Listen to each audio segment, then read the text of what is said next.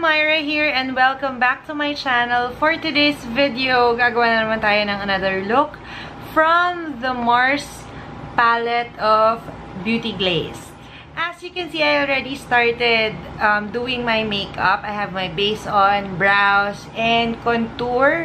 So, in case lang na hindi ko na naman mailagay sa baba, sa description yung mga ginamit ko, let me just give you a rundown. For my base, oh, by the way, naglagay pala ako ng primer ngayon kasi nagmumura yung aking pores. And ang ginamit ko is yung Quick Effects No Shine Mattifier. Can you see? Ang bright ng ilaw ko.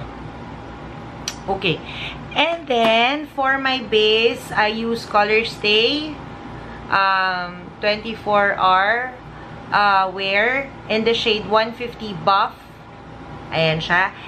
For my kilay, I used EB Advanced Eyebrow Kit. Ayan. And then, for my contour, Wet n Wild Mega Glow Contouring Palette in the shade Dulce de Leche. Yun. Yun pa lang naman yung nilalagay ko sa aking face. So, let's begin. Okay, so, for today, actually, hindi ko alam kung ano yung gagawin kong look ngayon eh. Pero, gusto kong i-explore itong palette na to.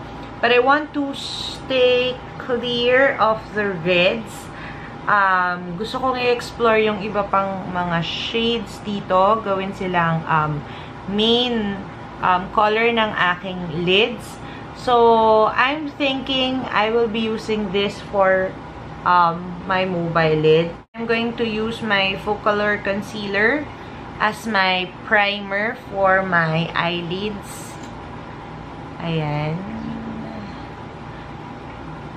Finger na lang yung gagamitin ko to spread this product. Next, using a flat brush. Gamit tayo ng flat brush. Just like this one. And then, kukunin ko tong brownish shade right here. This is a shimmery shade. We're gonna do this in reverse. Before we do the crease, I'm gonna start with my mobile lid. So, I'm gonna fill my mobile lid with this shade right here. This one. Okay. Let's do this.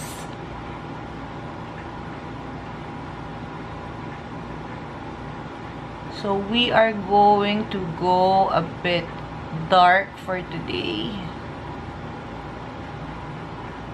Ayan. So, nalagay na natin yung shade na dark dun sa ating eyes. And then, kukuha ako ng medyo maliit na blending brush. Kasi gusto ko lang i-concentrate itong color na to dun sa may crease line. I am going to take, okay, this shade right here. And then, I'm gonna run this over my crease line.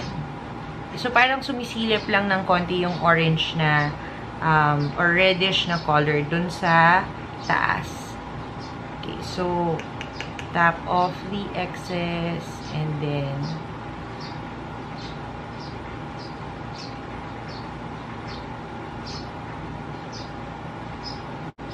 so, I'm trying to buff out that edge slowly, little by little. Meron ako nakita ibang flat brush. Ayan. So, ito yung gagamitin natin dun sa area na yun para ma-buff out talaga yung edge nung dark shade.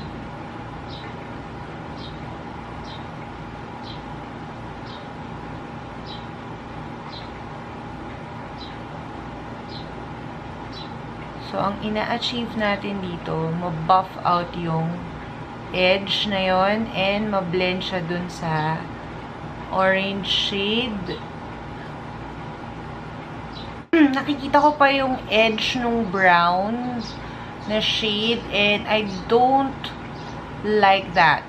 Gusto ko mas ma-blow out siya or mas ma-blend out siya. So, ang gagawin ko, maglalagay ako ng ganitong shade to help it blend out even more. And, ilalagay ko siya dun sa pinaka-edge using a tiny blending brush.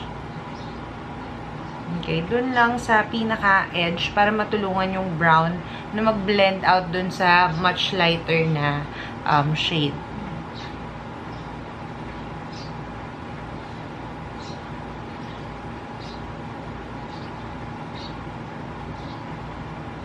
So, this will help blend out the dark brown shade on the edge.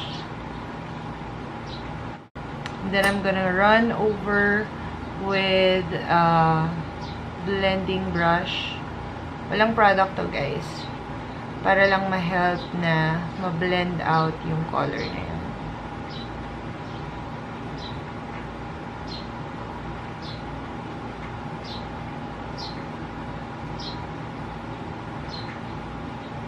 Finally, para ma-blend out palalo yung pinaka-edge, I am going to take this shade right here and then mix a little bit with this one. Okay? Para dun siya sa outer edge. By the way, I'm using a bigger blending brush. Dun na siya sa pinaka-edge para mag-fade siya ng maganda.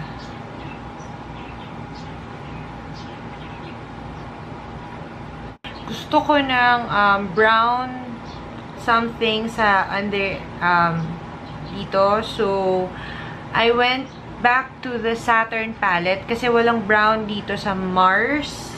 So, I'm getting the Saturn palette and I'm getting this shade using a flat brush. And then, I'm just gonna go over the lower lash line. Connect that doon sa edge. And then,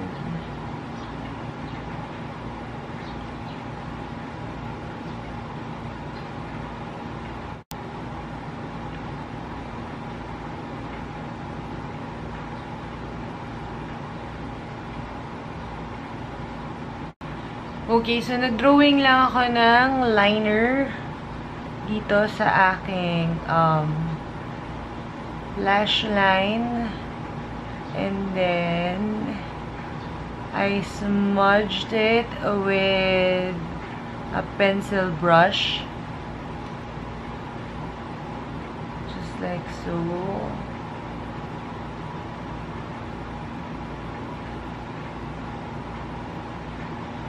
And then, sa edge, nag-drawing lang ako ng maliit na wing.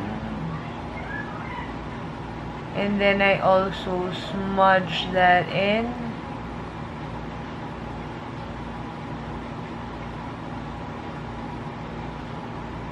By the way, guys, I'm using Wet n Wild Color Icon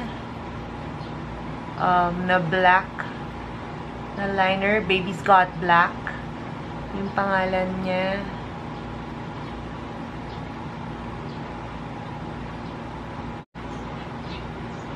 There you go.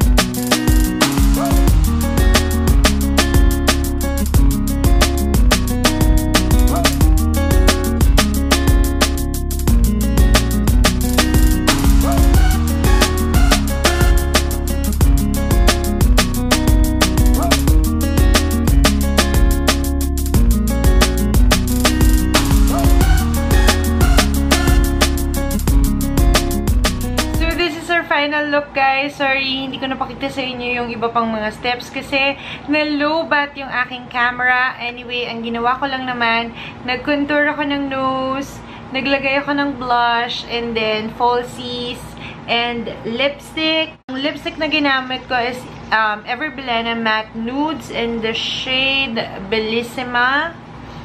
And that is it.